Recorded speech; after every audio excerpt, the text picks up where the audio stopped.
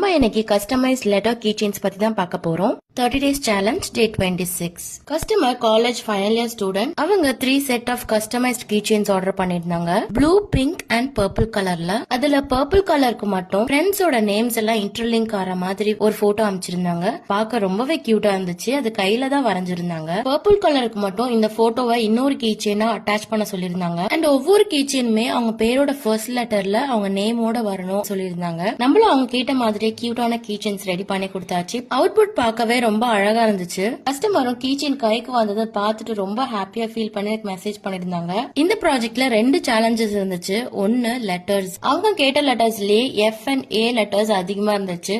அவங்க கேட்ட டைமுக்குள்ளே பண்றதுக்கு கொஞ்சம் சேலஞ்சிங்கா இருந்துச்சு. இன்னொன்னு லாங்குவேஜ். உருது எனக்கு தெரியவே தெரியாது. அவங்க பேரை நான் ஜஸ்ட் மாத்தி போட்டிருந்தா கூட இல்ல திருப்பி போட்டிருந்தா கூட பெரிய தப்பா இருக்கும். அந்த விஷயத்துல நான் ஸ்டிக் பண்றதுக்கு முன்னாடி 3-4 டைம்ஸ் செக் பண்ணி தான் ஸ்டிக் பண்ணேன்.